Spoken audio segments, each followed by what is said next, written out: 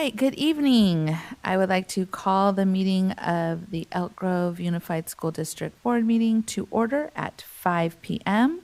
The board will meet in closed session to address items 1 and 2 on the agenda. Thank you.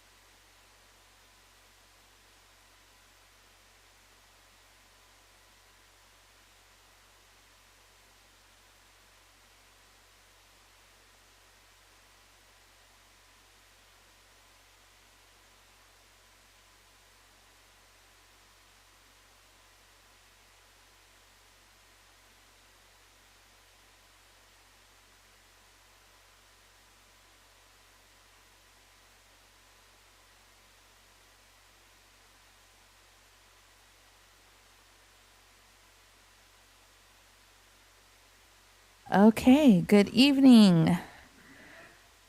I would like to call this meeting to order at 6:01 p.m. The board did meet in closed session and no action was taken. So good evening and welcome to the Elk Grove Unified School District's board meeting. Instead of using the Zoom platform, we'll be using the Cosumnes Community Service District's CCSD streaming service. You can access the live stream link from the district's website or directly through CCSD's website. Today's meeting is being video recorded and will be available on the district's YouTube channel. The public comment process has shifted to in-person while utilizing the temporary live stream platform. We encourage you to attend the meetings and share your feedback with the board. Your active participation is valued and contributes to the decision-making process.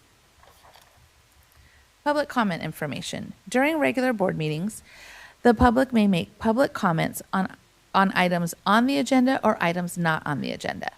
Requests to make public comment will be accepted for an item up until the board president introduces the item. Generally, members of the public will be given 3 minutes to address the board. If there are 15 or more comments on a specific item, the board will reduce individual comment time to 2 minutes each. If there are 30 or more comments on a specific item, the board will reduce individual comments to 1 minute each. Individuals may not defer their time to another individual speaker to increase their total speaking time. Please be mindful that district students may be watching. You are encouraged to address the board and the public in a respectful manner, such that all those observing, from children to adults, are made to feel welcome, safe, and valued. The board shall not permit any disturbance or willful interruption of board meetings. Persistent disruption by an individual or group shall be grounds for the board president to provide a warning and then to terminate the individual's privilege of addressing the board.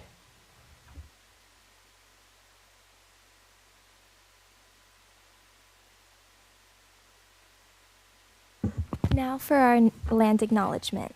We acknowledge that the Elk Grove Unified School District administrative facilities and schools occupy the unceded territory of the Miwok, the original people of the skies, land, and waters where we work and learn.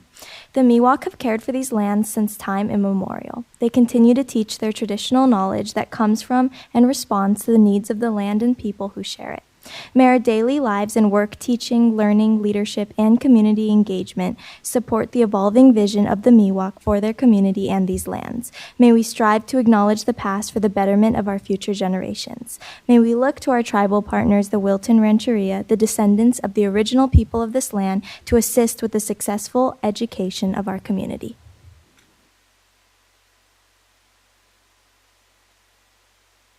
Okay. And now Mr. Hoffman will lead us in the Pledge of Allegiance.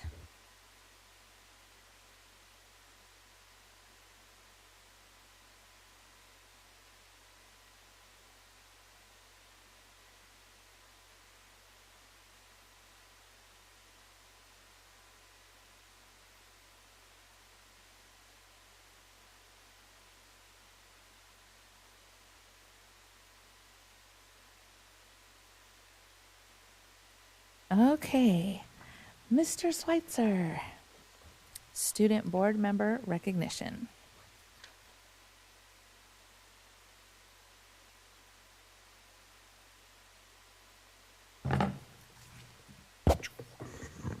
All right. Good evening, Board President Jamerson, members of the board, Superintendent Hoffman, and Ms. Avalos. The Elk Grove Unified School District Board of Education has placed a high priority on increasingly engaging students and leveraging student voice in input, feedback, and decision-making opportunities. The seating of student board member Isabella Siegel during the 2023-24 school year has been in direct alignment with this priority. Student board member Siegel has been instrumental this year in working with Student Voice Committee, Student Equity Councils, having voice on the Student Bill of Rights resolution work, and collaborating with students on the Superintendent Student Advisory Council. I'd be honored to have the board take this opportunity to recognize student board member Isabella Siegel and wish her all the best in the coming years. And we do have a plaque for Isabella, and I'll turn it over to Board President Jamerson.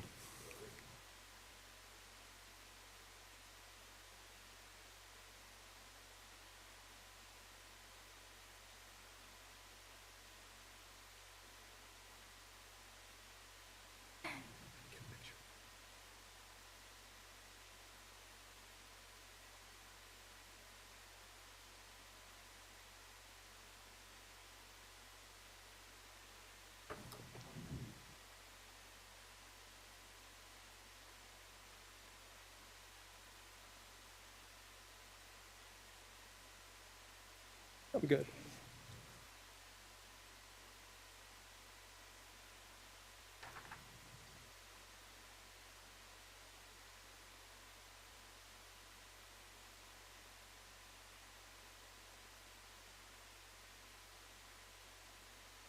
Got a couple in there already? Yeah.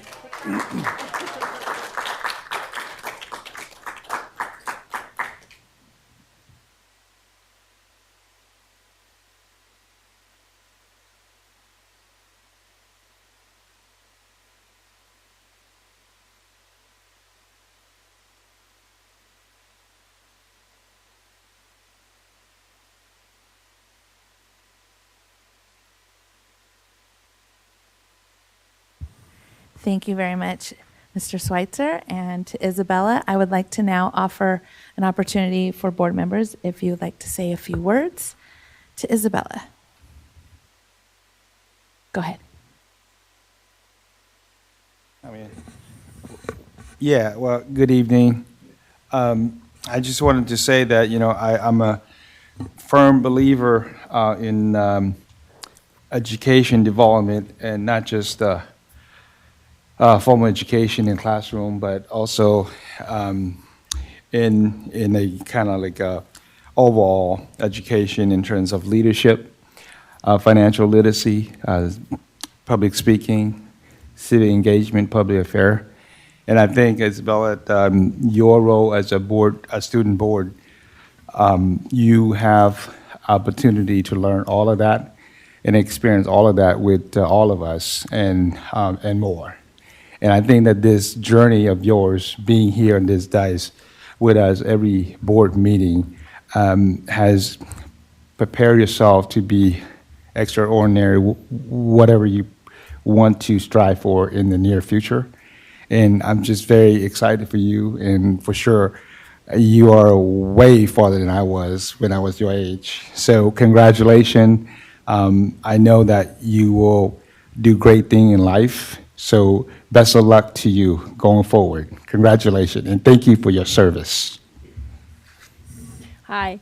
I just wanted to say thank you for taking this on in a big period of your life. We're really excited about your next chapter. I appreciate how you fulfilled all the previous goals for this job and tried to make some for yourself, and the time you spent leaving your knowledge in a way that the next board member can benefit from is greatly appreciated. So thank you for your work. I know you'll do great things, and if you'd like to let us know, we're always interested.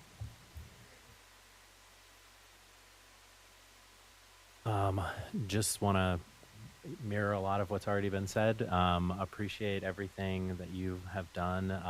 It is always a pleasure to, when you're up to speak, I know that, you're going to have a very interesting perspective, and, so I always pay quite a bit of attention. And I appreciate you for bringing that perspective to us. I think that, particularly in this room, it can oftentimes feel disconnected from the people who we serve, and I really appreciate you always bringing that perspective to us, and doing so very honestly and forthrightly. So my first career was in higher education administration, so I am very excited for this next chapter for you. So good luck, and we're super excited for you.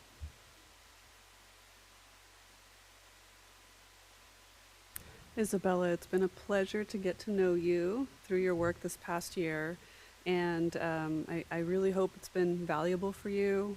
My guess is that it's the kind of experience that it takes a while for you to realize how much you really are getting from it, right? And I hope that you have gained a lot of knowledge and experience about how government works, for better or for worse, and that it continues to be valuable for you in all of the roles that you're going to fulfill in your future. So thank you so much for your work, and I wish you the best next year and in everything that you do. Now it's my turn. I certainly have enjoyed our discussion. I've looked at you as another granddaughter when I talk to you. But you've brought a lot of things to the board, but you brought a great smile to the board, and you brought happiness, and those are important. really important factors. From the standpoint of doing your work, what I think was good was that you prepared prior to becoming the student board member so that you had an idea with respect to what was done and what could be done. And you moved the needle on more involvement as a student board member with the groups that you were representing. So that was really, really strong. I know you're going to have fun. You're only a couple months away from packing, and I wish you the best.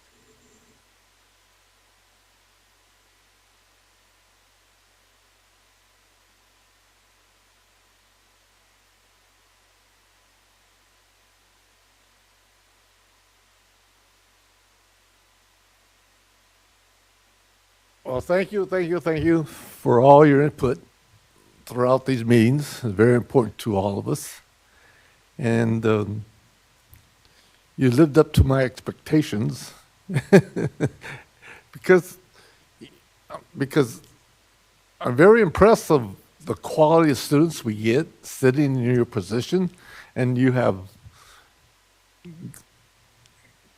gone out to express your feelings from your heart and talent like it is and how it is in the student body atmosphere, seen at different educational settings. And you enlighten all of us on your duty sitting in that chair. And I thank you from the bottom of my heart. And I know you will succeed and come back to our community and bring about change. Thank you, Isabella. I just wanted to say thank you for always being a constant reminder for all of us adults in this room to center students as we make decisions. And also the amount of work that you do outside of this meeting, the work that you do with the other students, and being able to bring their voice to us when important matters, the way that you continue with your dedication to equity and continue to bring the need of the students for mental health counseling. I just want to really appreciate you and the work that you have done that is beyond sitting on the dais. So thank you. Good luck to you. We're excited for your future as you head off to college at UC San Diego.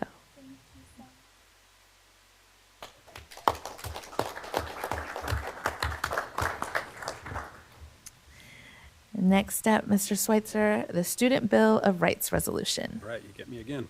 Good evening, Board President Jamerson, members of the board, Superintendent Hoffman, Ms. Avalos.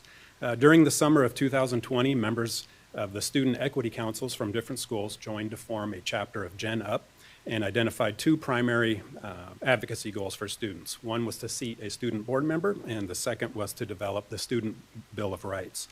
During that time, students researched the Student Bill of Rights examples from other districts and began drafting an EGUSD version that was adopted by the board last year, June 13th of 2023.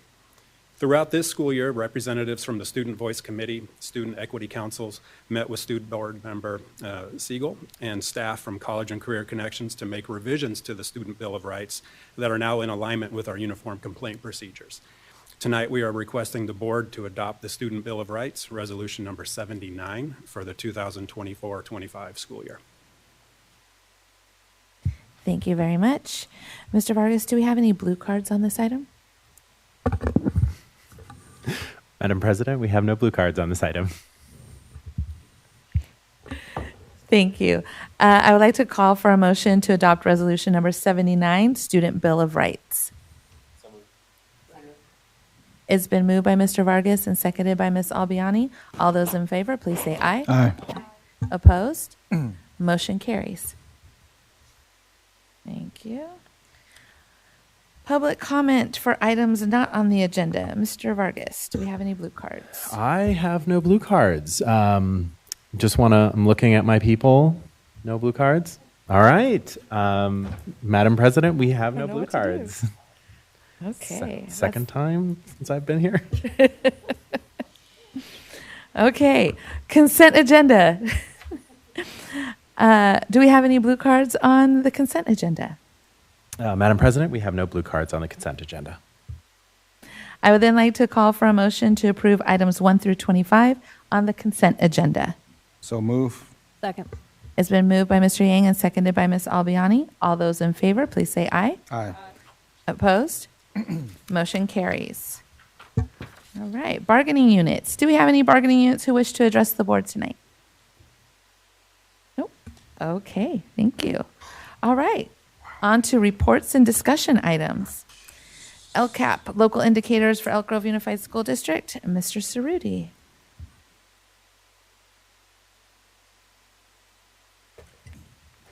Yeah, just here. Yeah. Thank you, Madam President. Good evening to you. Good evening to all of our board members, Superintendent Hoffman and Ms. Avalos. A good friend and colleague of mine, Ms. Caitlin Lee, a terrific project manager for our research and evaluation department, is joining me this evening, and I'll be turning this over to her in just a moment. This is a required action that is taken, and that I should be careful with my words. It's not an action that's taken, it's a report that's being provided. And districts across the state are required to do this each year. We guide all of our work by our 5 strategic goals that contain focus on our high-quality curriculum and instruction, the assessment and evaluation of students and programs, wellness, family and community engagement, and then targeted supports for the identified student subgroups. And just a couple of points about local indicators. These are state identified. There are state priorities that are identified, 7 state priorities noted there. The 5 that are highlighted are local indicators, and that means that individual school districts can make the determination of how they are, what they're focusing on in each of those 5 areas. And that's the focus of the presentation this evening, and what's a requirement annually every year at this time of the year. And if you'll notice, these do not apply to individual schools, and so they're, the data and information that comes out is not unique or specific to schools or to the trustee areas. Their district data. District data is what this applies to. The performance standards, information about the performance standards. There are 3 performance standards that are noted, and I oftentimes get questions, not often, but a frequently asked question can be, what exactly are those measures? And you'll see what those are. Caitlin, in just a second, will share what the specifics are. But the performance standards are whether we are measuring these areas annually. That's one, and we do. And then whether or not we report this out at a regularly scheduled board meeting, and that's what we are doing. And then we upload the results to the dashboard, and that is what we do. And so that's really important to note. And then we will mention whether or not we are meeting those or not meeting or did not meet those for 2 years. And with that, I'm going to turn it over to Caitlin, who's going to walk you through these 5 areas. Caitlin.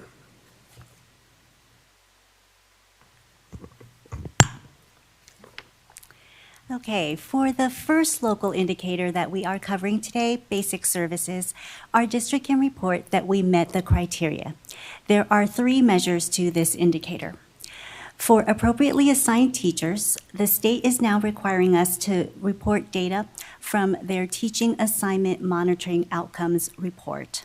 This report is based on data that the district submits to the state, which is then sent to the California Commission on Teacher Credentialing for their review. I have a screenshot of the EGUSD report on the slide. This is for 2021-22, as it is the latest data available at this time. The percentages shown represent teaching FTE or full-time equivalency. Typically, a full-time teacher with a full course load would be 1.0 FTE. On this report, 90.6% of our FTE was listed as clear, 2.1% was listed as out of field, 0.7% was categorized as intern, 1.4% was counted as ineffective, and 5.1% was shown as incomplete. For access to instructional materials, our annual sufficiency hearings determined that we provided all students with access to instructional materials. For conditions of school facilities, we had 0 facilities not meeting the good repair standard. For the second local measure, implementation of state academic standards, we used the state's self-reflection tool, which asks districts to rate themselves using a 5-point rating scale on 23 elements under 3 broader categories: recently adopted academic standards and/or curriculum frameworks, other adopted academic standards, and support for teachers and administrators. To rate our district on these elements, Executive Director of School Support Jennifer Avey and her team took into consideration the various data sources we have in the district, such as the Teaching and Learning Survey, as well as input and feedback from teachers, instructional coaches, curriculum specialists, and principals. Ratings for each of the 23 elements will be publicly posted on the California School Dashboard, but for the aggregate ratings of the 3 broader categories, we are at full implementation for recently adopted academic standards and full implementation for support for teachers and administrators. We are at initial implementation for other adopted academic standards. For the third local indicator, parent engagement, the state requires districts to use the self-reflection tool to rate themselves on 12 elements under 3 broad categories. Lisette LeMay, Director of Family and Community Engagement, took the lead in this determination. She took into consideration data from the parent engagement activities offered across the district, parent survey input, and discussions and direct feedback received from the various parent committees over the year. And from these ratings, our district can be considered to be at sustaining implementation for building relationships, full implementation for building partnerships for student outcomes, and full implementation for seeking input for decision-making. Our annual district-wide parent survey includes several questions that are aligned to these broad categories under parent engagement. Our spring 2023 survey received 11,322 responses, and the results showed that 92% of parents agreed that their school has been effective in providing a respectful and welcoming environment. 91% of parents agreed that their school has been effective in providing parent involvement and parent education opportunities, and this is up from 84% in 2022. And 87% of parents agreed that the school has been effective in providing opportunity for input in making decisions for the school or district, and this is also up from 82% in 2022. For the fourth local indicator, school climate, our practice is to administer a climate survey to students, school staff, and parents that ask questions around the following 4 climate themes: school connectedness and sense of belonging, climate of support for academic learning, knowledge and fairness of discipline rules and norms, and safety. The student survey underwent revisions in 2021-22. Numerous items were added that asked students about the climate of the classroom instead of just the school in general, as well as their perceptions on instruction and participation opportunities. Today, we will be reporting on 2 years of climate data, 2021-22 and 2022-23. We look at climate survey responses in terms of favorability, meaning the percentage of responses that are favorable or desirable. On this first graph, we have 2 years of data for parents. The solid bars represent 2021-22 data, and the patterned bars are for 2022-23. We have overall school climate all the way on the left, with the 4 individual climate themes spanning the rest of the graph. For school climate overall, parents had the highest favorability at 90%. And looking at the remainder of the patterned bars, we can see there is not a lot of variability across the 4 climate themes. For school staff, climate of support for academic learning received the highest rating of 86% favorable, while safety showed the lowest favorability at 68%. For students overall, across all survey items, an average of 73% of students responded favorably. Knowledge and fairness of discipline rules and norms received the highest rating of 81%, while safety received the lowest score of 65%. From the student perspective, 3 specific items stood out as strengths. Knowing expectations for behavior in class, knowing class rules, and teachers treating students with respect. And all 3 of those items were right around 90% favorable. We also review student ratings of school climate by ethnicity as well as the LCAP student groups: EL, EL long-term, foster, homeless, socioeconomically disadvantaged, and students with disabilities. By ethnicity, African American students had the overall lowest favorability for overall school climate at 69%, whereas Asian and Filipino students had the highest favorability at 75%. Among student groups, students with disabilities reported the least favorable school climate at 68%, while socioeconomically disadvantaged students reported the most favorable rating at 72%. For our last local indicator, broad course of study, we used different measures for elementary versus secondary. For elementary students, we measure a broad course of study by the percentage of students who received report card grades in the 6 subject areas of English language arts, mathematics, social science, science and health, visual and performing arts, and physical education. At the secondary level, because students are automatically enrolled in courses required for graduation and select from a broad array of non-core courses based on interest, the district focused on enrollment in courses aligned to college and career success, which would be honors, AP and IB, and AVID. At the elementary level, we use grades given in each content area as a proxy for students receiving instruction in that content area. The rationale is that if teachers provided that instruction, they would have assessed their students' mastery of the standards taught. We looked at grades across all 3 trimesters. If a grade was given in any trimester for a content area, that area was considered covered. Students who received grades in all subject areas were then counted as having received a broad course of study. In 2022-23, 99% of elementary students received a broad course of study. 100% received grades in English language arts, mathematics, science and health, and social science.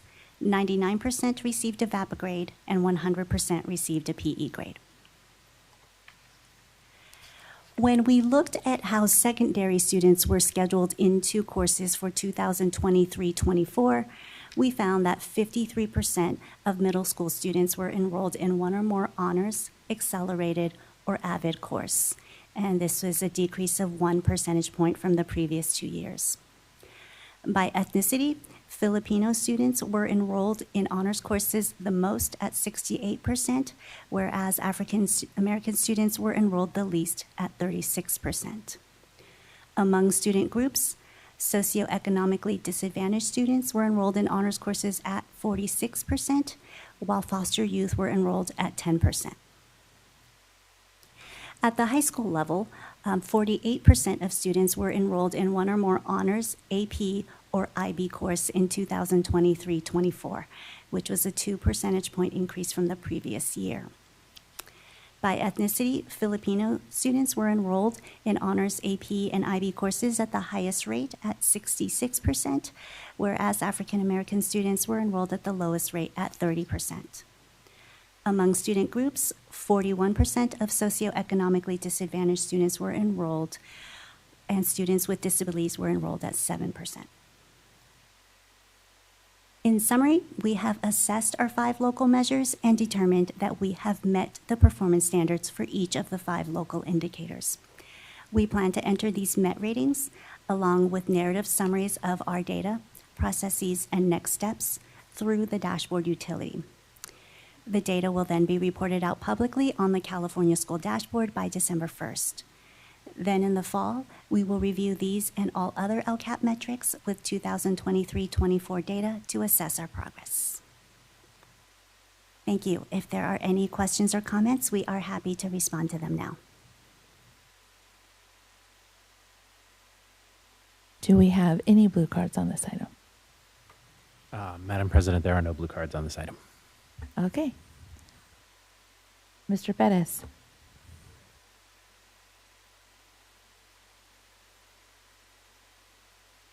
Okay. All right, Mr. Fortuna? Gladly.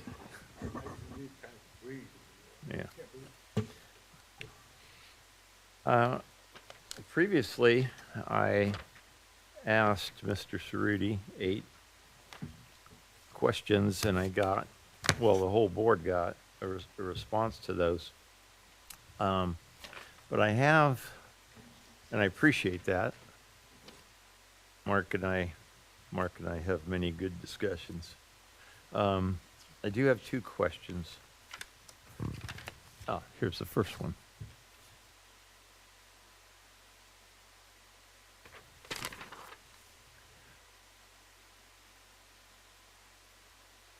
Is there a specific reason that prevents us from having 100% participation with students and staff? With respect to what, Mr. Fortuna? Surveys. Oh, the survey, responding to surveys? Right. On the LCAP information. I got yeah. you. I'm sorry. It is a goal, and the short answer is we should be able to get 100% of our kids and our staff. That's the short answer. We're examining why, because there's some variability across levels. Elementary is notably higher than secondary. And I'm not looking for fault of what it is. We're actually examining a number of things. And so one of the things, and I want to be careful because we haven't confirmed it as yet, but the way that we do the survey, for example, is it's open, and if I get anything wrong, poke me, Caitlin.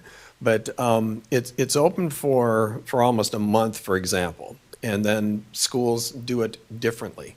At the high school level, for example, my assumption is those that have advocacy classes, for example, build that into advocacy. And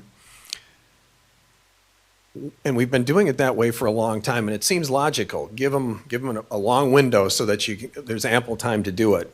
We may be finding that that's actually not the best way to do it.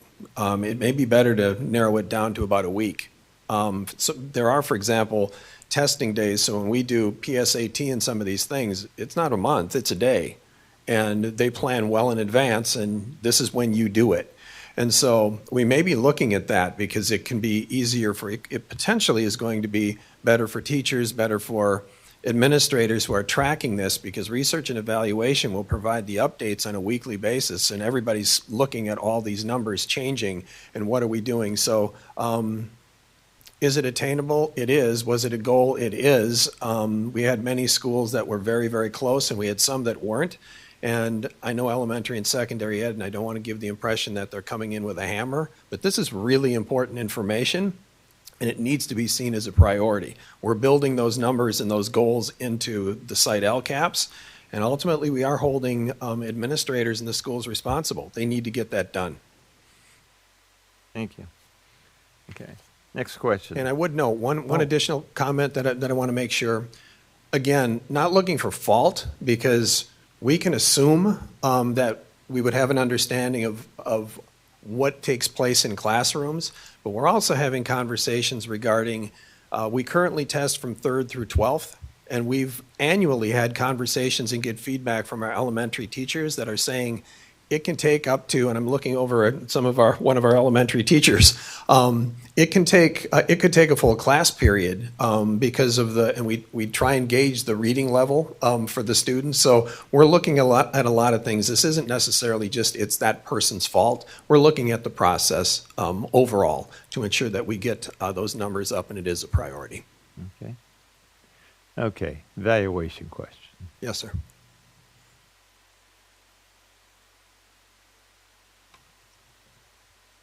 Several of the questions I had asked dealt with numbers, and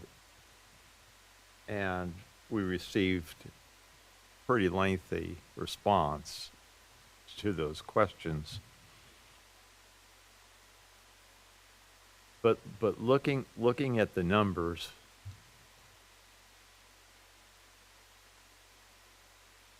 the percentages that were reflected, 90% of, 70% felt, whatever, that's of the 32% of the people who responded. It's not like 90% feel anything, 90% of the 32. And so here's the question. And my question has to be, how do we know how accurately the 32% represent the whole? So this is Are there things that, are there things that you do to ferret out? Because just, 32% of 100, 1/3 of the people, it's like, okay, nicer than 10% of the people, but what does it mean for accuracy? So you're getting at how representative is that of the whole? And we've had conversations, and then Caitlin, if there's anything to add to this, by all means you can, because I've had conversations with Jeremy Hinshaw, the Director of Research and Evaluation, and actually his predecessor. And I've had conversations with Chris about whether or not we do two things, because offering the survey to everyone is important for obvious reasons. Everyone should have an opportunity. But how can we make certain that that proportion, and I'm actually using perhaps the parents, because that isn't as captive of an audience as we have with our staff and kids. And so Jeremy did some preliminary analysis, and this is, Caitlin, if you were part of that conversation and I miss anything, because we were looking at, so for example, if we're listening to polls, and you hear that in the news all the time, they certainly aren't taking polls from the entire country's population. And there can be conversations and there can be discussion as to whether or not those polls are accurate anyway. But it's that same concept. It's what's the audience you're trying to get at, and how do you do that? So there are strategies that you could use where, and then I was asking Jeremy, what would be the end, meaning what would be the total number we would need if we were looking at our overall population. So if we were looking at our student population, for example, we still would offer it to all kids, but if we actually had a number of people that were going to take it, what is that number? And then you need 100% of that number. And then you can be relatively certain, and then we can begin to analyze how does that look versus the whole. And the most recent conversation I had with him is the number is actually relatively high. And so it almost makes it so that the number is high enough where it becomes a challenge for us to actually analyze, to manage that and do the other. So what we are doing and what we're capable of doing is we can actually look internally. So we can look at students and we can look at parents who identify and say, what subgroups are they falling into? And we're starting to do that work because we can take our N that we have for students and staff, for example, and parents, and say, how representative are they? Have we captured the N within? So it's something that we are looking at, and I may not have been able to explain it as well as some of the pros do, but that is what we're looking at, because you're asking a really important question. Because of what we're doing is we're saying we can extrapolate these numbers comfortably to the overall population. I want to say that a year from now, whether or not we will be comfortable, we will be able to say more accurately how representative is that group of the whole, so that we can better do that. Make that extrapolation of that N to the total N as it would represent our total school community population. That's good to hear, because Caitlin, is there anything that does she have? No, she actually said I explained it. Did an okay job? She said I explained it well. He gets a star? I guess so.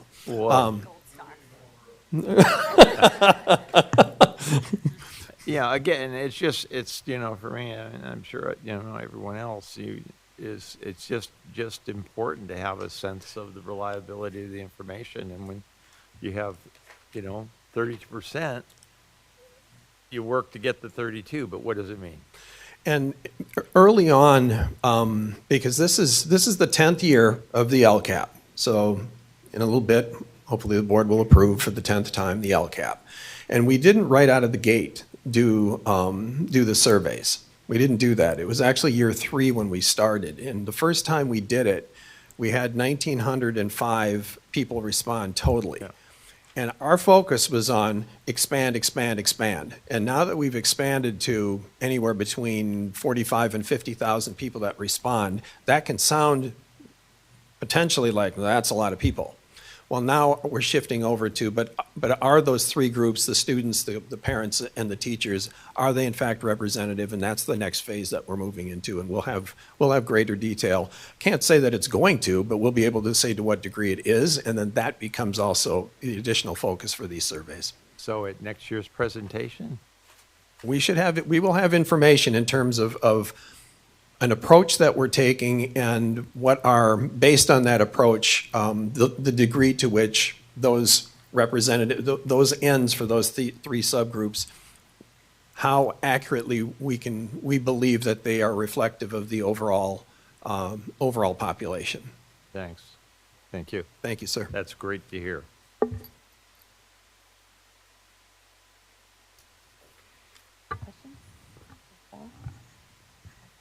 Mr. Vargas. Just for my edification, can you, on page 5, can you tell me what the definition of an ineffective or incomplete teacher is? I feel like there's got to be a definition. The state has really defined definitions for them, and I'd be happy to get those to you tomorrow. That would be wonderful. Okay. Thank you. I don't want to misrepresent those. No, I'm mostly just curious. And what we can do in the future, Mr. Vargas, is we can actually we could add some of these terms that these questions may come up. We'll make sure that we're adding these to the presentation themselves. No, wonderful. So jumping forward to pages 10 and 11. So I'm curious what I was a little surprised by the safety numbers. Have we, or are we planning to sort of drill down on those? Yeah, what we do, and so one thing I want to point out is while this is the level of information that we report to the state, is district-wide, we have this data, and actually the board and gets this information at the individual school level. So elementary and secondary ed, along with ed services, and in particular, our Student Support and Health Services Department with work through our PBIS programs and things of that nature, they analyze this very, very deeply in terms of what's happening in individual schools based on their numbers. That's where you'll see goals that can be set in their site LCAPs. That's the type of work that we, in fact, are drilling down, and it's best done at the site level. That's where it's done. And so the short answer is yes. That's exactly what we're doing. And so in terms of being able to respond to specifically to this, it's actually, it's easier within the context of the knowing what specific prompts were provided in those responses, but it is drilled heavily down at the site level.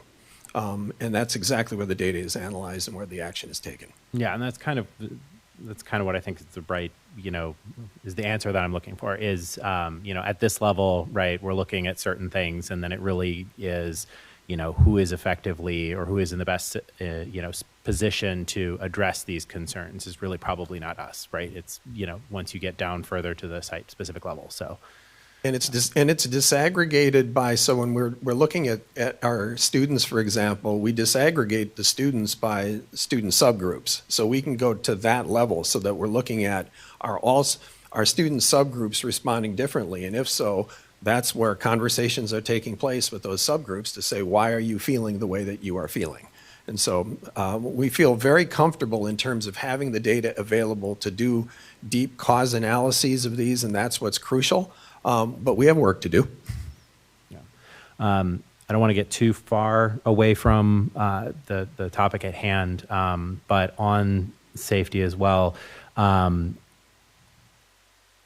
is the administration sort of, as you're analyzing this data and looking at this data, are you also sort of, when you identify hotspots, are you also getting in there and making sure that the resources are available to those sites, and, you know, sort of paying extra attention when it's warranted? Yes, and I two things, and I really appreciate the question. Yes, so each site has the PBIS team, and so it's the full team that's there at every site. And so when they are drilling down, if additional resources are needed, that's where they're working with. We have site administration and site teams, as well as district support that's available there. The other thing that actually is also crucial is looking at the level of implementation of program, all these data sets that we have that do enable them to, in the absence of that level of information, it would be very difficult for them to conduct those cause analyses. So I just wanted to point out that, that's where the work is done, that's where the teams are, and the connection that Ed Services has with elementary and secondary ed, if there is a need to shift resources for a period of time or for a certain circumstance, that's done, and I don't want to say it's done frequently as if people are moving chess pieces all the time, but it definitely happens. For certain it happens. And we make sure that we maintain that level of service flexibility. Okay. And then on page 16, it's the last one I had. I don't have a question here. I just wanted to make a point, which is I like where the direction the numbers are going. One thing that I have heard is that there is a lot of pressure to get more people or more students, taking advanced classes. So as we continue to try to push these numbers upward, let's make sure that the students who are being asked to take these classes or encouraged to take these classes have the support and the resources so that they can be successful as well. Because that's what we're looking for in these numbers is not just to get the numbers up, but also that the students will succeed in this. So that is more of a comment than a question, but that is all I have. So thank you. But it's an important comment because our numbers can go up, but if success rates aren't following that, then we're putting kids in places that they're going to struggle, and we make certain that we're looking at both. Thank you, sir. I really had one comment, and I believe Mr. Vargas covered it well. And I think it's just important, while we're reporting out at a district level, the answers and the information in these are accessible to every site for them to make specific plans. Yes. And I think that's the beauty of our LCAPs, every school doing an LCAP, because when I go to a school and look at an LCAP, I know what they're working on. It's an amazing tool. And if you're interested, you can look at your children's LCAP. It's on the homepage of their website.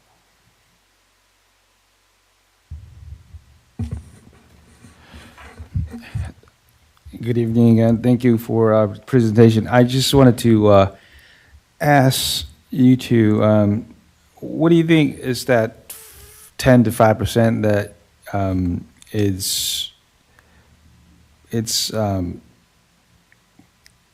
that you see that could be improved as the overall for academic performance for students?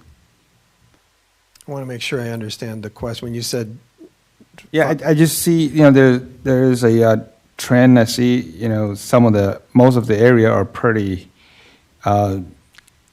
consistent, and I just want to see if we do any sort of specific data study or any sort of things that can improve that gray area. And which slide are you referring to? I just the overall, yeah. So in terms of the analysis that we do, so are you speaking academics? Are you speaking behavioral? Are you speaking academic? Academics? Yeah. Academic data, typically the data that we're going to be noting that's state level data, that's going to be referencing our state testing. And our state testing, if we look at state testing alone, I've had a number of conversations about that. When we look and compare ourselves to other districts across the state, and we are seeing things trending overall in a relatively positive direction. But where our attention is also going is, and so there's room for improvement, both in English language, it's in all subject areas. Where we're really focusing our attention is looking at the usage of and the results of our district's benchmark assessments, because I am not dismissing the importance of state assessments. They need to be in place.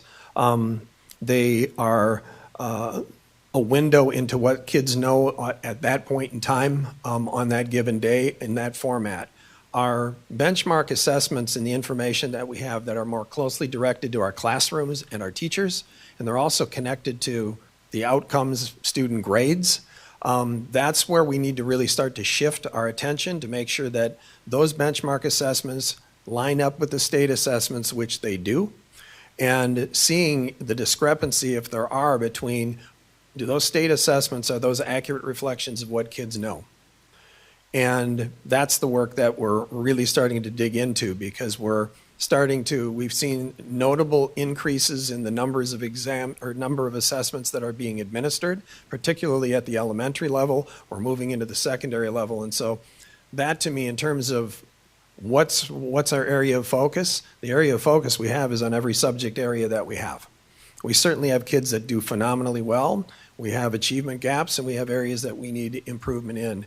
The place that we're focusing, and that's what I want to share with the board, those state tests are certainly one thing. State tests are on that given day, and if that's the only thing we use, then we're having to look back at an entire year, basically, and say, what do we think caused that? And then you have to start asking kids, and I use this as an example, and I don't want to give the board or the public the impression that I'm making excuses, but I use the example of 11th graders. And if you're an 11th grader and it's springtime and you're taking a test that doesn't have anything to do with your grade, Mr. Forcina is, but we're no different than any place else. I don't want to say that. That's the reason that we need to have all of our kids taking all of our assessments and our teachers using those for not just the benefit of the kids, but also the benefit of their teaching, because those are going to inform them in terms of they're more formative in nature over the course of the year. And then we can look at that full data set for each of our kids to see, is everything lining up where we want it to be? Because in the absence of that, the only thing we have are those state tests. And if that's the case, we got a lot of work to do. And we do have a lot of work to do. But we also certainly have areas of success. So it's about student performance again, and I see this in the year that I've been to the graduation, that Franklin High School has proudly print out their students who achieve their cumulative GPA above 4.0s and over 200 students every time I've seen it. And I just wonder, as far as, among the discussions between directors, principals, and so forth, are they focused on relying on some of the schools that are doing really well in academic performance to provide feedback and so forth? Do we have that sort of meeting constantly? Well, so certainly we have our principals are oftentimes getting together and calibrating a great deal. Ms. Avey would be able to speak to it in more detail than I, but the other thing that we have is we have steering committees, we have teachers that are getting together in every subject area that are talking about curriculum, instructional practices, and things of that nature. So that's taking place on a regular basis. And then at our schools alone, so within schools themselves, in fact, statistically, typically what happens is if you look at grades or you look at student achievement across a district, there's less variability than there is within a given school. So oftentimes if you look at an individual school, you're going to see greater variability within an individual department, for example, than you will in a math department, and I'm not picking on the math department, but you'll see greater variability in a single school's math department than you will if you look across the entire district. So again, that's where the focus needs to be. And when you were referencing grades, grading is an interesting thing to discuss, because if we're talking about GPA and grading, what we can't do, and I'm not dismissing the success of any of our kids. But not everybody is grading the same. Not everybody weights their grades the same. Not everybody gives. So grading is a very interesting thing to examine. The great thing is that's exactly what's being done. And so we're looking at some of the work that we're doing with equity within grading practices. There's really exciting work that's being done, and our teachers are doing it of their own volition and their own interest in looking at that. And so a strong focus, as large as we are, we spend a great deal of time with our administrators, whether it's regionally, looking at what are we doing academically and what are we doing instructionally from middle elementary to high school within regions so that there's a consistent understanding of what we're doing, and then certainly across our elementary, middle, and high schools as well, both at the administrative and teacher levels, and a lot of that's being led by elementary, secondary ed, and then the work of our ed services folks, and in particular with the work that Jen Avey's been doing.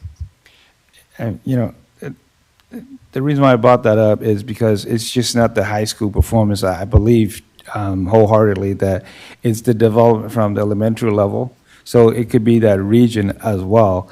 It is developed since elementary, and I'm just curious if we deep dive on it, study why that particular area doing so well, right? And not saying other region is not doing well, but I'm just saying that the outstanding or outperforming other region, we have to deep dive and maybe identify some of the key factors to really uplift the other region. I'm not saying we haven't done it, but I just want to highlight that key point, that high school specifically, because that's the only high school out of the 9 that I attend, and very proud to put that on it.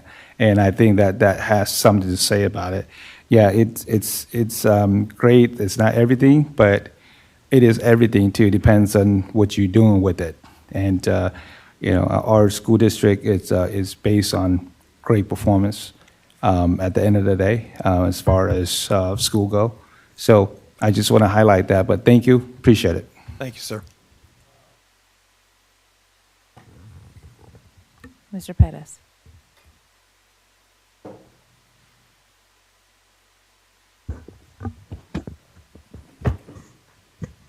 You mentioned earlier that we do no longer do regional reports or school reports. No, what I mentioned about this data specifically, Mr. Perez, is that this is district-wide data. That's why we note that this data is not uploaded and reported at the site level, and we don't report this at the. And there are times when you'll ask for it by trustee area, and we don't. Right. That isn't the way that this data is provided. I want to make sure we're clear with the board is all of this data has already been shared with the board. The school sites have been working with the deep part of this data all year long. Right. This is an end of the year piece where we're required to. If you go back to the very first slide, it's are we measuring it? Are we reporting it? That's what this is, just making sure that the system's in place. Right. But okay. I'm looking at the California Department of Education again. I expressed this to you last year or last meeting. This isn't the full picture. You haven't spoken about English language learners. You haven't gave us any reports about chronic absenteeism, suspensions rates, graduation rates, English language arts, mathematics. We've provided all of that information. The college career status. We've provided all of that information. I know that for a fact that the career status, we've gone down this last reporting year. But that's not part of this presentation. What?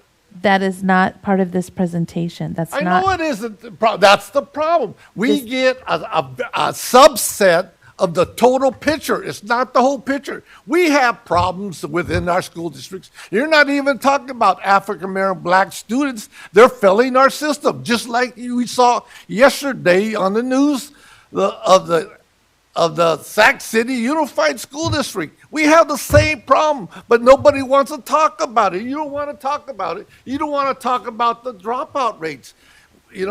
We are failing. We are failing some of our students in Region 3, Valley High School, Florida High School, but you don't want to talk about it. Mr. Pettis, we can talk about that. I looked at listen, looked at all these I'm trying schools to that you answer. say.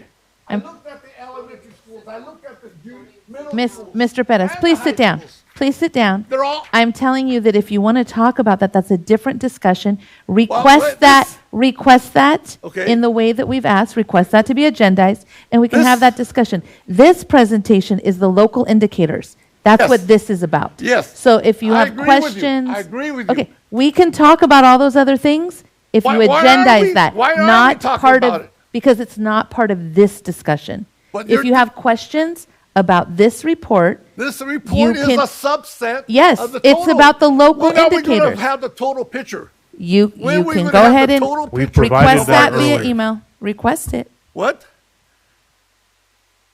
This is high. This is We- like hiding the infor- problem. The information, we've already provided all of the detailed information by site And then to the okay, board, and the school sites have been using that data Right. all year Right. and working with their I school agree site with you. councils in addressing this work. And the site LCAPs Right. are coming to the board. Right. And you're going to be able to see all the work that the school sites have done based on all of this data and the goals that they've set specific to their Okay. school sites. All that work is being done. That's not what this Yeah. particular presentation is about. We're required to do this one by the state, but it's the local But it's- indicators, and it's to this It's not idea. all of Hold it. on, hold on. No, not but all of it. it's specifically, Uh-huh. not all of it, but this is what we're supposed to do, the performance standard. Annually measure, do we annually measure? Yes or no? Do we report it at a board meeting? Yes, and do we publish the information on the dashboard? That's what the requirement is for this particular presentation. It's not the deep dive. We do the Well, deep when are you dive. going to do a deep dive? Because We- we have a lot of do problems. it all at year. Valley High School, Florida High School, and we haven't dealt with that issue. Yes, we And have. No, you're not. Since prior to you being here, and the state of California, we had a different measurement system. And now I just read, if a school is ineffective after 3 years, then they're supposed to get state help. You know, what? What's that? Yeah, that's not a new. That's Oh, not right. It's not new, but what do you call, under this program, they revised this criteria. Okay, so let me ask you this. For instance, can you tell me what's the most failing schools within areas? Can you tell me, No, you know that's what not needs what more this- money? It was very specific that that Huh? is not what this is I about. need a deep dive. I don't want general report of the whole district. It's I what need we're to know- required to This do. is It's a what we're district. required to do. This We're is a- required to do this. So do you have any questions We have- specific to according- this report? Specific to this report, do you have questions? Well, this report doesn't, Then, it's not state. okay, so doesn't then you help do not us have any make- questions. You have no further We questions then. cannot, where's the performance of state measures? Okay, where's the 5 colors? Where's the 5 colors? You don't Mr. talk about Perez, dashboard again, you're communication tools continuing yet? to ask questions that are not part of this report. So if you have no questions for this report, we will move on. Okay, when are we going to have the whole detailed report by schools, middle schools, and high schools? When are we going to have that? So we can make You'll have the next What? cycle will be coming in the fall. what about evaluations? Have we received evaluations of ongoing programs? Mr. No, Perez. we haven't had those. And how Mr. do you Perez, can expect you us to please make- schedule a meeting? How you expect Schedule us a to be meeting to accountable discuss to this. these people? How The can rest we of the be board accountable understands when we how do this not works. have evaluations of local schools. Okay, you are done then, it sounds like. No, I'm Moving not. on. So I will now speak. I wanted to say thank you for the presentation. Mr. Vargas took both of my questions regarding the definition and safety. I did have one more question. I know that when we look at slide 16, talking about honors, AP, and IB, are there any discussions to start including dual enrollment data? Just knowing that the governor's roadmap, his goal is to have all seniors graduate with 12 units completed from a community college. So- I'm not aware. I can't say. I'm looking over at Chad, who may be more connected to this immediately than I. I'm not aware that there's a conversation about adding it Yeah. to this specific. This is very prescribed I'm looking data. at Chad, and the answer is no. However, it is something that we will be providing to the board because we're engaged heavily in some really exciting work. So you will be getting information, regardless of whether or not it gets attached to a state metric. Okay. We will be providing information to the board routinely about the work that we're doing because there's some very exciting news that we have to share. And I think that that's important because when we look at certain demographics that are not enrolled in these courses, we see a higher rate of some of those demographics enrolled in dual enrollment courses, which I think is a better reflection of how we're preparing students for college and career. And it certainly would provide a more comprehensive view of what we're talking about right here. Exactly. Yes, ma'am. Perfect. All right. Thank you very much. Thank you, ma'am. Okay, Mr. Levine.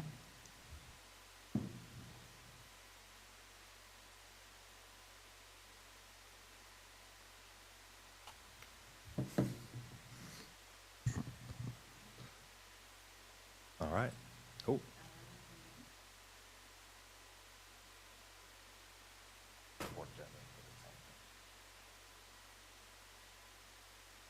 All right, good evening, Madam President, members of the board, Superintendent Hoffman, and Ms. Avalos. As you know, I'm Mark Levine, the principal of the Elk Grove Charter School. And as a charter school within the scope of Elk Grove Unified School District, we too are required to report on the local indicators. And so I will be going over the same report, but as it is specific to Elk Grove Charter School, just kind of buying some time right now as the report comes up, but I think you all have it. Slides 1, 2, and 3 are the exact same as the district's presentation that you already had. Just to reiterate, though, the local indicators component of the LCAP is focused on those components of our basic services, implementation of state standards, parent engagement, school climate, and broad course of study. So it's those priorities. So what is that? 6 of them, 5 of them, of those priorities. And so that's what this report is focused on specifically. And the performance standard is, did we do it? Are we measuring our progress? Are we reporting it? Did you find it? That's it? Oh, nope, wrong year.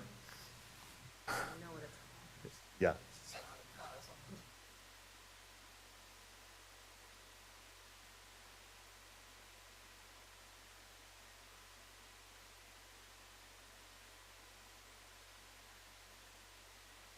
All right. So, and then we'll report out on our performance levels, whether we've met, or not met for 2 years. Okay. So as we jump into this, and if we go to slide 5, do I have control of that? Or? Oh, thank you very much. All right. So if we look at slide 5 for basic services, we will be reporting that we've met this. This is in regards to the first component is teachers credentialing. At Elk Grove Charter School, that's representing 14.1 FTE. That's full-time teachers that are on contract. Of those, it's 64% have clear credentials. 0.3 are out of field, and then 35.2 are listed as incomplete. Part of that, and I don't have the full definition of why they're marked as incomplete. I've had that same question. Part of this, though, is a little bit of a discrepancy with non-classroom-based charter schools where law allows us to have teachers without their primary credential, teach outside of their primary credential. And so CalPADS doesn't fully catch up with the law on that. So that's the hard part with that 35.2 being listed as incomplete. Within the guise of the law, all of our teachers can teach they are assigned appropriately 100%. So I wish I could get that fixed. I'm working on it. When we look at student access to instructional materials, we have, these are the good zeros that we have in reports from time to time. So 0 students without access, and then as far as our facility is concerned, 0 instances where we are not in good repair. So that is a positive. Looking at the next section, which is the implementation of state academic standards, using the same rating scale on the state self-reflection tool. It's basically a scale from 1 to 5 that goes from exploration all the way to sustaining and full implementation. In regards to recently adopted standards, we rated ourselves as initial. This rating was conducted by the administration at the site, the staff, and then a survey that went out specific to the rating, the self-reflection tool, to students and parents. So initial is where we are in the adoption of academic standards. Some of that comes from, because we were full last year as far as our self-rating. The downgrade to initial has somewhat to do with, I think we have 4 new staff members this year, and so when we're talking about a small site with 4 new people, that will greatly skew the numbers. So they're getting caught up to speed, and independent study instruction or non-classroom instruction is a little bit different than classroom-based instruction, not entirely the same.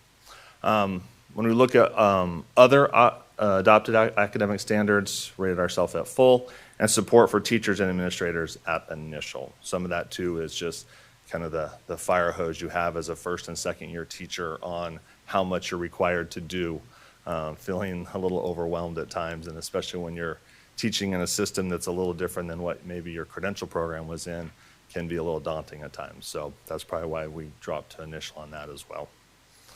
When we go to the next one for parent engagement, this too was sent out to obviously to parents. We are part of the district surveys also. We did rate ourselves at full on all 3 of those, so building relationships, building partnerships for student outcomes, and seeking input for decision making. When we look at overall for our strengths as a school and some of the subcategories, some of the things that came out were our individualized interactions between students and leaders. One of the big components at Elk Grove Charter School is we want every student to feel connected to at least one adult on campus. Want them to make sure they know one adult really well. When sometimes that one adult is the only person you see from time to time, we really hope there's a strong connection there. But that is a positive. Also, our onboarding or our enrollment process, we meet with every family and every student multiple times as they enroll. And so we have a full onboarding procedure that's done at the office, then with their teacher. And so during that time, we can really go over the components of the school, the requirements, the expectations. We've found that over the years that has really helped. We analyze every transcript individually with the student and with the parent, so they see that on day 1 of their time at Elk Grove Charter School. Areas for improvement, like all programs, we'd like to see our parents with more access to Synergy. We find that we don't have great access to Synergy. Parents don't see grades. So we're trying to work to see how we can increase access to Synergy. Either they never come in to get the access code so they can track and monitor their students' grades, or they just don't know how to do it and don't know how to ask. And so that's one of the areas that we definitely need to work on. And then increased capacity on intervention practices. Once again, independent and non-classroom based instruction is markedly different than classroom instruction, and so intervention with parents and students needs to look a little different as well. So that's always an area of focus for us.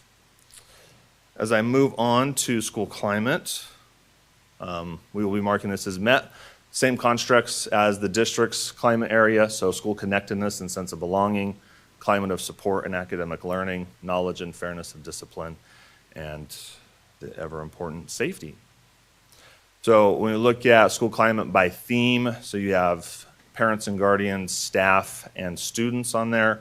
Across all those areas, staff tend to rank the highest of favorability in all those categories, except for one, which is knowledge and fairness of discipline and rules and norms. 100% of the parents that responded to this said that they completely understand the rules and norms and the expectations at Elk Grove Charter School. We also, when we drill down into these categories, some of the areas of strengths are things like teachers treating students with respect, teachers' encouragement to work hard, so encouraging students to work hard, and then how students are expected to behave in class or in their weekly meetings, and then feeling physically safe on campus. Those were all areas of strength. Areas to grow in this, as far as school climate, comes down to connectedness. The overall connectedness to the school community was the lowest. It's at 32%. And then actually students reported that student treating teachers with respect was low. So that's an area for us to look into as well on why. It's interesting to me that the students would mark that as an area that needs to be improved upon. Good information for us at the school site for sure. Moving on to by theme. This one we kind of take with a grain of salt. I hate to kind of glaze over it, but it's not, the hard part with the data in this is it's not fully statistically significant because we don't have enough students in each subgroup. Some of them may have only single digits. So the overall data is really hard to analyze and hard to put something, some weight behind when it's, to Mr. Forcina's point, when it's clearly not the entire school, right? So that's just one of the ones that and there's not anything that we can do necessarily to improve that. This kind of depends on who we enroll as a school. One of the differences for us as a charter school is we can enroll any students that live within our district, our county, and any county that touches our county. So it's not necessarily a makeup of just the students in the vicinity of the Elk Grove Charter School. So, and that can vary widely from year to year also, depending on who's kind of catching wind of who we are, or some of our branding and marketing efforts to try and attract students to our school. When we go on to the last one, broad course of study. So this is one where we have a little bit of flexibility as a school site with our local indicators, where we can indicate what those areas are that are going to be our focus. As a charter school, we have a little bit of that benefit. Not every one of the kind of established metrics entirely makes sense for our school site, for our student population, and for our program. So this is where the local indicators does allow us to make some decisions there. So for us as a school site, we've landed on A through G completion rates. For those of you that have heard me do this year after year, that number is going up dramatically. I think the first year I report on this, I think it was at 2%. And so we got out of the single digits. It was 38.4 in the class of 23. And I think for this graduating class, we're looking at somewhere in the mid 40%. So lots of good work going on in our A through G completion rates. We do indicate that dual enrollment and advanced placement courses is important for us as a school site, the flexibility that we have day to day with the school day. We really try to encourage students to take community college classes through dual enrollment. And so we had 24 students take dual enrollment classes across the school. So that's from 9th to 12th grade, because they've changed some of the rules. Now, it used to have to be 16 to take a dual enrollment class. You don't have to any longer. So we had 24 take dual enrollment, which is positive. I'd love to be able to get data back from the local community college districts on how many complete, barring them just showing up with their transcript and saying, look, this is what I got in that class. That's a little bit of a gap that we have with dual enrollment data. The second one is advanced placement. So also those of you that have heard me present from year to year, this is a newer metric. This is only our second year with advanced placement opportunities at our school site. That was something that we implemented based on input from our community, students, parents saying they wanted advanced placement. Tried to figure out how to make it work. We've made it work. We had 8 students take advanced placement last year and 24 students take AP classes this year. So looking to continue to increase that. Enrollment in career technical education courses, these are in the district's satellite courses. That has been a decreasing number, unfortunately. So we're down to 2. Some of that has to do with course offerings, times, places, and then some of the, since COVID, some of the things have changed as far as who can enroll in those satellite courses. So now it's reserved for only seniors. So in the past, we'd have a lot of juniors that were in our independent study program taking them, and now they can't. So, but that's just pushing us to develop CT courses at the school site. So there's always a window always open somewhere, right? And then as far as diplomas, so we as a school site also offer students 2 diploma, they're not different diploma tracks, but 2 different diploma requirement tracks. You can, at Elk Grove Charter School, you can do the traditional diploma requirements, or you can also do alternative. We make those decisions on a student-by-student basis. Typically reserve that for their senior year, for when they're coming to us. 85.7% for the class of 2024, and 14.3 for traditional diplomas, and 14.3 for the alternative, which it's usually been a 75-25 split almost consistently for 10 years. So there's a change in that as well, which I think we believe at the school site that is because of the push for A through G completion. So increase in A through G has turned into an increase in traditional diploma requirement. So for these 5 areas, the Elk Grove Charter School will be putting on, indicating that we have met all 5 areas in the state local indicators dashboard, and I am open to answer any questions. Start with you, Mr. Yang. Yeah, thank you, Mark, for the presentation. I'm just curious, what is student capacity for this charter school? Yeah, so we right now about 315 students is about the most we could fit. It's a little bit of a moving target because we have set numbers for 7th, 8th, 9th, and 10th grade. We can have 50 in each one of those grade levels, whereas 11th and 12th, our goal is 100 in each one. So we're at capacity? Pretty close, yeah. Okay. If we were to add, we could have more 7th grade, we could have more 9th grade. Yeah, I'm just happy to know that we are at capacity. That means the school does do good service to provide alternative options for students across our school district. So thank you for your service and your help. Yeah, you're welcome. That's all I have. Yeah, thank you. You're welcome. Thank you. Nice to see you. Thank you for the report. I just appreciate the service you provide to children that need a different place to go to school. It's nice that we have some different options. I have some good friends who've taken advantage of it and been very successful, so we appreciate it. Thank you. Yeah, I want to echo that as well and say, I appreciate all the work. This is a different way of teaching and a different way of educating. And particularly, it could be very easy the way that these indicators are set up, right? School climate, right, is particularly difficult in this particular circumstance. So I appreciate the attention you guys are giving to this. I will say on slide number 10, when we're talking about school climate, by specific group. I know that this one is difficult, right, because you have so few numbers, but I will also note that all of the groups are under your 80% target. So lots of good opportunity there. Yeah, but I really do appreciate everything you guys are doing. So thank you very much. Thank you.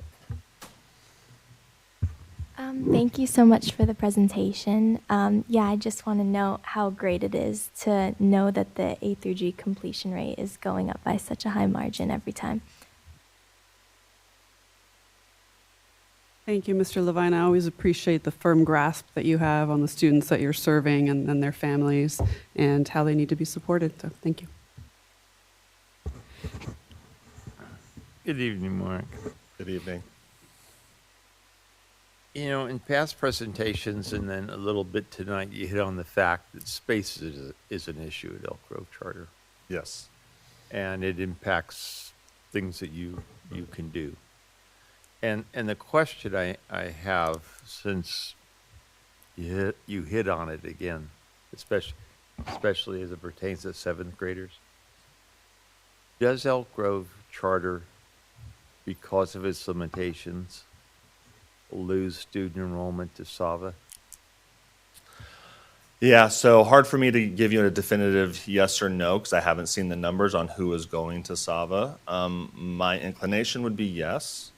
What we work hard to not do, some of the things with that enrollment or onboarding is in years past, it was like a 2-week process to get enrolled at Elk Grove Charter School. From the day you walked into the office, filled out paperwork, had your onboarding, it would be almost 2 weeks.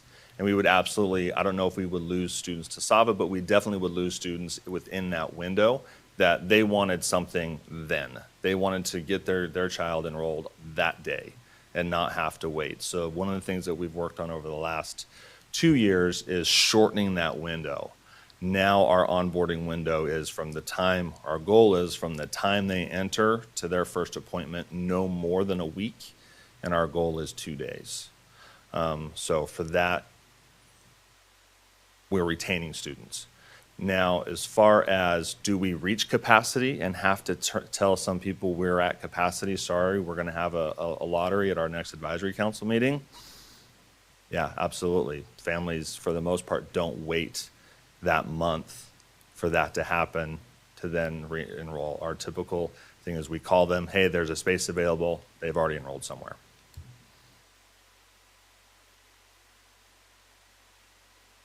The physical the physical site has limitations. for you to expand.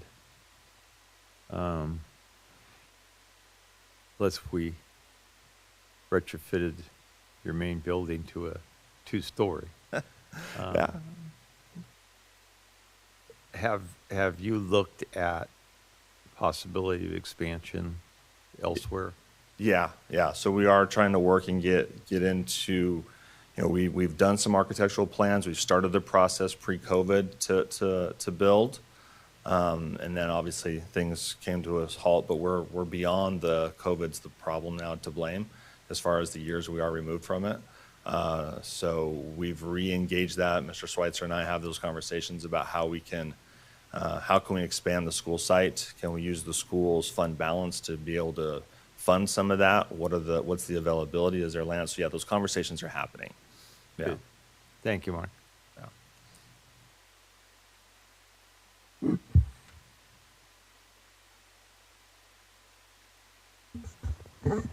Regarding the site, do you plan to stay at the same site, just expand someplace else, another location, or what? So the benefit is at the site, we do have room where the location of the school is. There is an empty field that is district property. That's part of the conversation if we were to build there, use site funds to build, what that would look like beyond decisions I can make.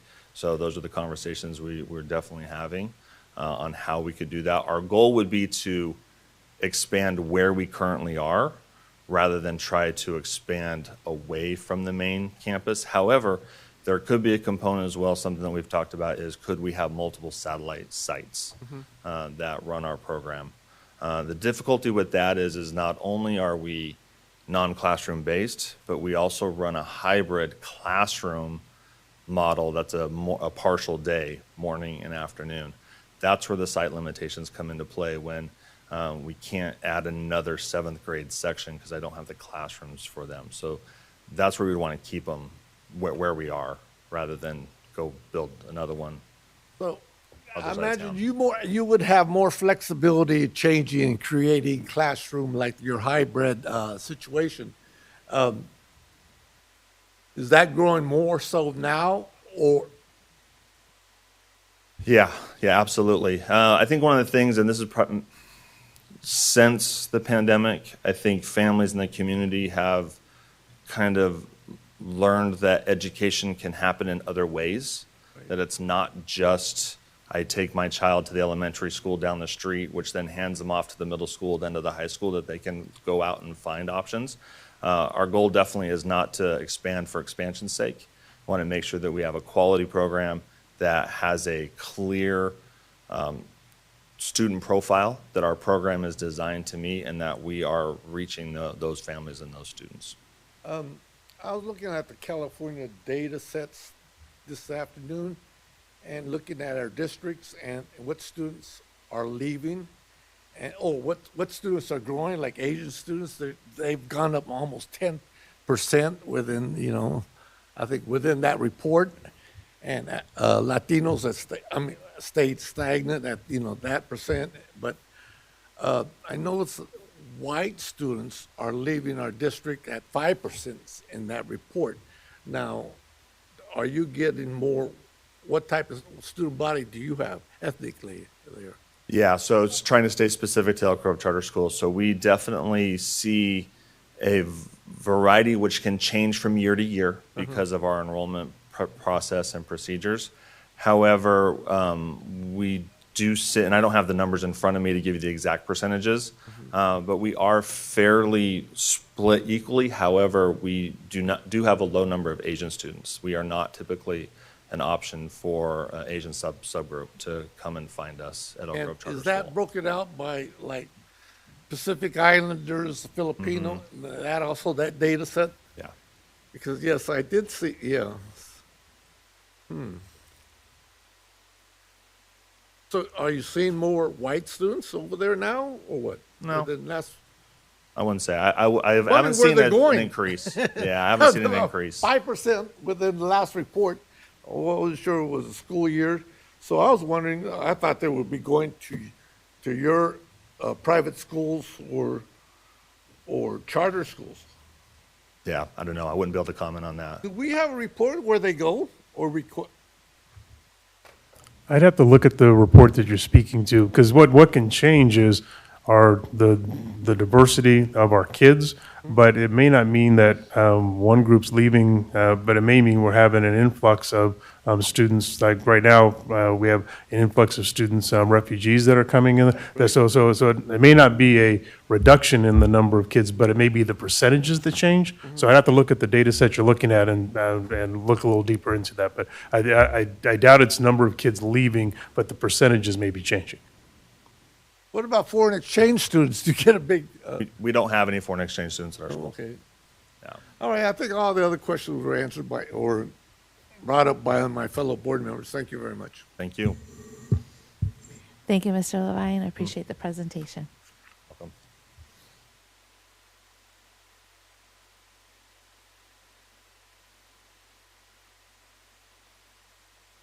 Okay, we're powering through. All right, Ms. Bell. Good evening, Madam President, members of the board, Superintendent Hoffman, and Ms. Avalos. This is a quick informational report on our annual process that we go through to adopt a new developer's fee study and our school facilities needs analysis. Tonight, the report was provided to you, and it is a part of the process that we have to follow in order to make sure we do all the noticing requirements to the public. Next month, on the 16th, we'll bring it back. We'll have a hearing on it so that the public can comment and ask any questions that they might have regarding the adoption. And at that time, we'll adopt it if it goes through.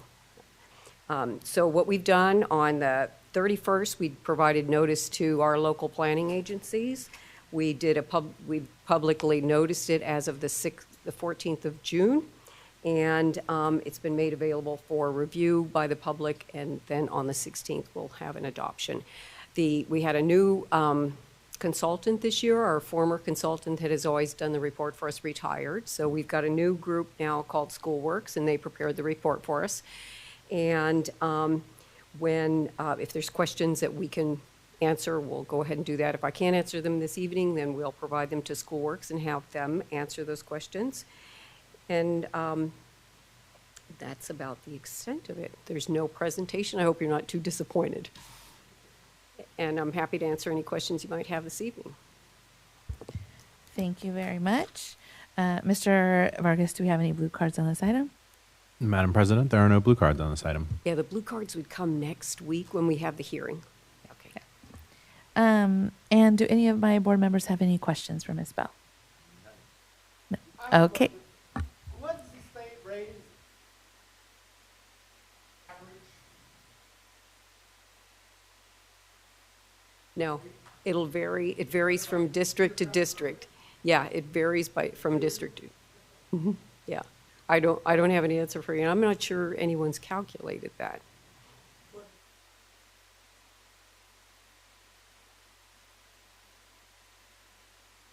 It's dependent upon the development rates too. So This is a number that's really important, that's very specific to the area in which the work's being done. So on average across the state, it could be a number for discussion, but it doesn't do anybody any good because you really need to know what are the impact fees with our costs with related to construction in the district that you're talking about. That's why you could just do a statewide number. You know, that could be an option, but they know that's not a viable way to do it. You know, obviously the Central Valley, very different than the coast. So yeah, that's why the average really doesn't work for this particular measure and why we do it on an individual basis.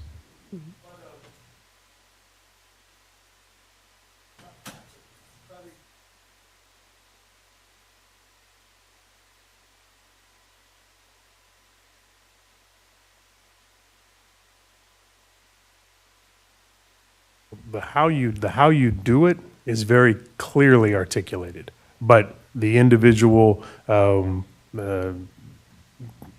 variables within the community that you're looking at, that's what has to get plugged into the formula. But how you figure them out, that's very clearly done. And we make sure that we follow the guidelines very, very closely, because the one thing that you can get is that developers will look and see your process. And if they see something that's wrong with your process, that's where they get an opportunity to cry foul. And so the way we do the process is very clear. And we have people that, developers that will say, please don't raise the rates, but no one's ever come to us and said that you don't do the work right. And our rate is only increasing by 1 penny this year. Mhm. We like that better than going down, so 1 penny's fine.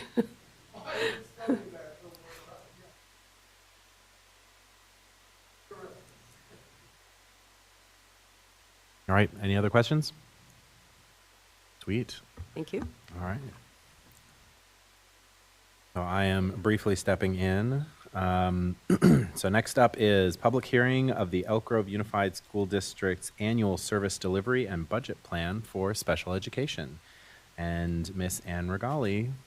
Thank you. Good evening, I guess, Mr. Vargas, President Jamerson, members of the board, and Superintendent Hoffman, Ms. Avalos. No videos tonight, just I'm here with a request that you open a public hearing for anyone who wishes to comment on the Elk Grove Unified School District's annual service delivery and budget plan. This item will be presented to the board for adoption at the July 16th meeting.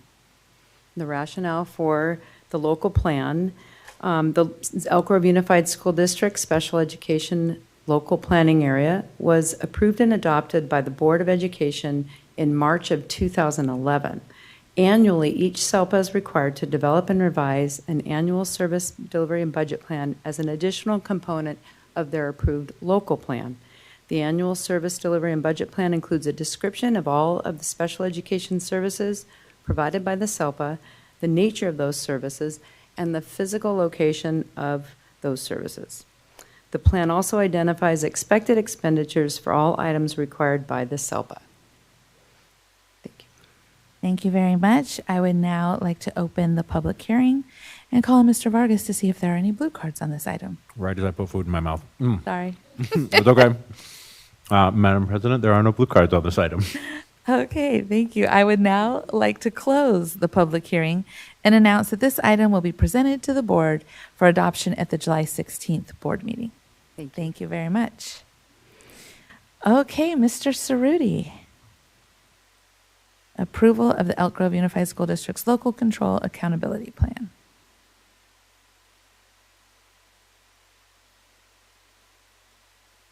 I just wanted to give kudos to the folks that make this cover page for the LCAP. It's really inclusive of our very diverse school district. And these pictures, it really represent that well. And I just want to give kudos to all of that are involved to make this happen. And I think anybody that look at this will be very proud. Thank you. Thank you, Mr. Yang. Unfortunately, where did Lisa go? She stepped out just as you just got a compliment. You did. Mr. Yang was complimenting the cover photo on the LCAP. And Lisa, our communications team, the fabulous team in the communications department did that.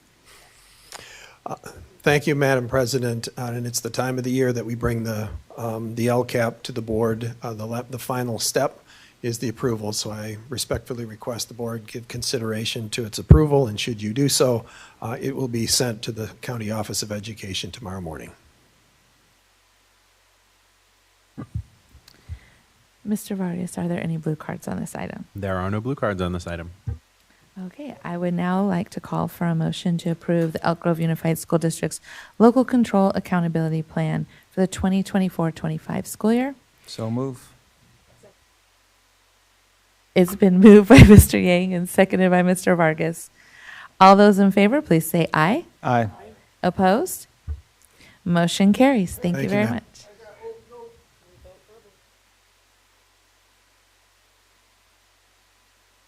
Thank you, ma'am. Okay, Mr. Levine.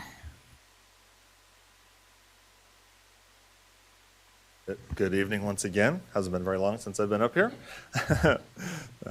I too am up here respectfully asking that the board approve the local control and accountability plan for the Elk Grove Charter School, which we too will send to the County Office of Education. Thank you very much. Mr. Vargas, are there any blue cards on this item? There are no blue cards on this item. I would then like to call for a motion to approve the Elk Grove Charter's Local Control Accountability Plan for the 2024-25 school year. Moved by Ms. Albiani and seconded by Mr. Vargas. All those in favor, please say aye. Aye. Opposed? Motion carries. Thank you very much. Okay, Ms. Watkins. Good evening, President Jamerson, trustees, Superintendent Hoffman, Ms. Avalos, colleagues, and members of the public. Your packet includes our proposed 24-25 budget for next fiscal year, 2024-25, as presented at the last board meeting on June 11th. There is no additional presentation. I will share that since that meeting, the legislature took action to pass a budget on June 13th. And over this last weekend, the governor and the legislature agreed on a budget plan. It is going through the process of approval, and we should have approval by June 30th by the governor so that we'll have an enacted state budget by July 1st. The budget package includes a modified version of the amended Proposition 98 school funding proposal that was announced by the governor on May 28th. With multiple budget actions, including suspension of Proposition 98 for the 23-24 school year, the current year, deployment of the Proposition 98 reserve, deferrals, and an obligation schedule that is a modified maneuver. But the budget does avoid elimination of any K-12 programming. So we will attend as staff the school finance conference by school services in July to get all the nitty-gritty details and how it will impact our budget. But we don't expect or anticipate an adopted revision in August at this point. We are required to submit this approved budget to the County Office of Education by July 1st. And so once you take action this evening, we'll forward that to the county office. So in accordance with Education Code, I'm asking that the board approve the proposed 24-25 adopted budget as presented to you this evening. Thank you very much. Are there any blue cards on this item? There are no blue cards on this item. I would then like to call for a motion to adopt the 2024-25 proposed budget as presented on June 11th, 2024, and approve resolution number 80. So move. Moved by Mr. Yang and seconded by Mr. Vargas. All those in favor, please say aye. Aye. Opposed? Motion carries. Thank you. Mr. Singh. Good evening, Madam President, members of the board, Superintendent Hoffman, staff, and community. I'll start off with my first item. California Government Code Section 54953C, subsection 3 requires that a verbal summary of the proposed compensation and fringe benefits be given to the public prior to final board action on certain employment agreements. The amended agreements for the 24-25 school year for 1 Deputy Superintendent, Business Services and Facilities, 2 Deputy Superintendent, Education Services in School, and 3 Associate Superintendent require board action in open session to extend the term of their employment agreements, clarify vacation language, and for movement on their respective salary schedules, unless they are on the top step of their salary schedule or on a 2-year step. Whereas all eligible represented employees in the district automatically receive step and column advances effective July 1st, the salary schedule step advances and increases and contract term extensions for unrepresented contracted employees must be approved by the board in open session at a regular school board meeting. Each of the proposed amendment agreements contain the following material terms. A. Term. The term of the proposed amended employment agreements for 1 Deputy Superintendent, Business Services and Facilities, Deputy Superintendent, Education Services and Schools, and 3 Associate Superintendent shall expire on June 30th, 2027, unless terminated on an earlier date by the parties or extended by the parties. B. Compensation. Deputy Superintendent, Business Services and Facilities, 2 Deputy Superintendent, Education Services and Schools, and 3 Associate Superintendent salary shall align with the step increments and salary schedule structure attached to the addendum agreements. As a result, the following constitutes each employee's pay on the following effective dates. For the 24-25 school year, effective July 1, 2024, for the 2024-25 school year, the following employees shall receive the following base salary consistent with the applicable 2024-2025 salary schedule and step placement. A Deputy Superintendent of Business Services and Facilities shall move to Step 9, and their base salary at Step 9 shall be $296,411. B Deputy Superintendent of Education Services and Schools shall move to Step 11, and their base salary at Step 11 shall be $302,370. C Associate Superintendent shall move to Step 11, and their base salary at Step 11 shall be $267,736. D. Vacation provisions were updated in all three addendum agreements. D. Addendum agreements. This concludes the summary of the following Cabinet addendum agreements: Deputy Superintendent Business Services and Facilities Second Amendment Agreement, Deputy Superintendent Educational Services and Schools Seventh Amendment Agreement, and Associate Superintendent Eighth Amendment Agreement. Copies of the amendment agreements will be available upon request. And with that, it is my honor to ask the board to approve the amendments to certain non-represented employment agreements. Thank you very much. Seeing as there are no blue cards on this item, I would then like to call for a motion to approve amendments to certain non-represented employee agreements. Moved by Mr. Vargas and seconded by Ms. Albiani. All those in favor, please say aye. Aye. Opposed? Motion carries. Thank you very much. Thank you. To the last item, it is the Eighth Amendment Agreement for Superintendent, also a non-represented employee. California Government Code, Section 54953C, Part 3, you'll all memorize that before the end of the day, requires that a verbal summary of the proposed compensation and fringe benefits be given to the public prior to final board action on certain employment agreements. Approval of the 8th Employment Amended Agreement for the 2024-2025 school years for the superintendent requires board action in an open session to extend the term of the employment agreement by 1 year and to clarify vacation language. The 8th Amendment Agreement for the superintendent contains the following material terms. The term of the proposed 8th Amendment Employment Agreement for the superintendent shall expire on June 30th, 2028, and vacation language provisions were updated. Copies of the 8th Amendment Agreement will be available upon request. And with that, it is my honor to ask the board to approve the 8th Amendment to the Superintendent's Employment Agreement. Thank you very much.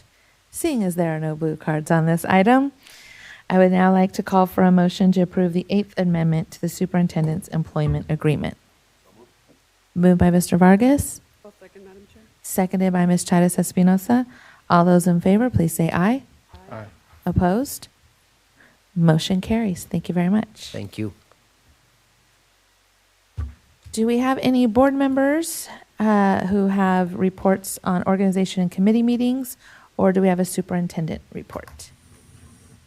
I'll just be very quick. I just want to recognize that we are in our last week of school for the 23-24 school year. It's a little bit of an odd duck here in Elk Grove Unified, but do want to recognize our year-round folks are still at it and getting it done, and a lot of promotions are going to be happening soon. So lots of celebrations you'll be seeing soon, and the roads will be a little quiet for a little while, so you'll be able to get to wherever you need to get to. And the second, I just want to thank the board for recognizing the cabinet members tonight and my contract as well. It's an honor to serve the district, and it's an honor to serve you as well, and just know that it is appreciated. So thank you. Madam Chair, Mr. Forcina and I, sorry, can't hear myself. Mr. Forcina and I have a meeting with the Board Architects Subcommittee in 2 days, so we'll have an update for you next time. Thank you very much. I would now like to adjourn this meeting at 7:51 p.m.